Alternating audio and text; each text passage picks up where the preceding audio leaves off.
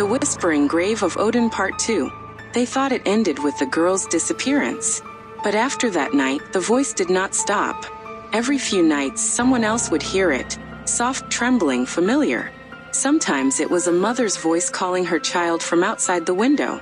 Sometimes, a husband's voice whispering from the old path near the stream. And every time someone answered, they never returned. Those who lived close to the graveyard said they saw strange things. Footprints that began at the graves and ended at people's doorsteps. Lanterns flickering on their own. Shadows bending the wrong way.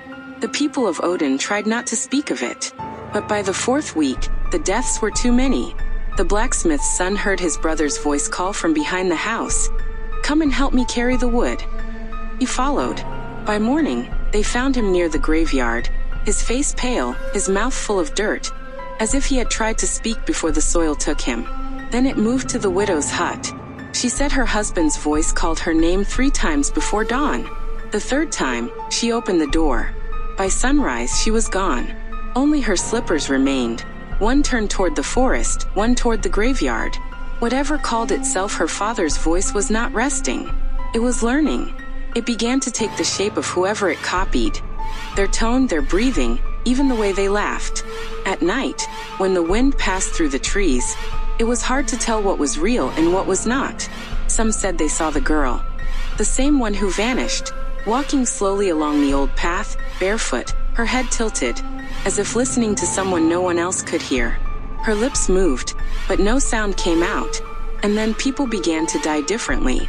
No wounds, no blood. They were found kneeling, faces turned toward the graveyard, eyes open, but empty, as if something had been pulled out of them. The elders finally spoke. "This is not the father's ghost," one said. "It is the grave itself, the whisper that feeds on love and memory. It calls with the voice of the dead so the living will open the door." So they watched.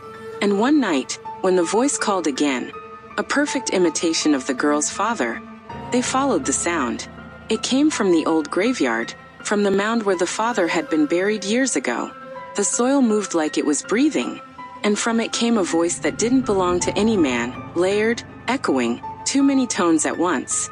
It spoke the girl's name, then another, as if it remembered every person it had already taken. One of the elders stepped closer with a lantern. The flame trembled, but the light caught something behind the grave. A shadow moving without a body. It clung to the ground like smoke trying to take shape. They almost trapped it that night. But before they could finish the binding words, the whisper shifted. The girl's voice came from behind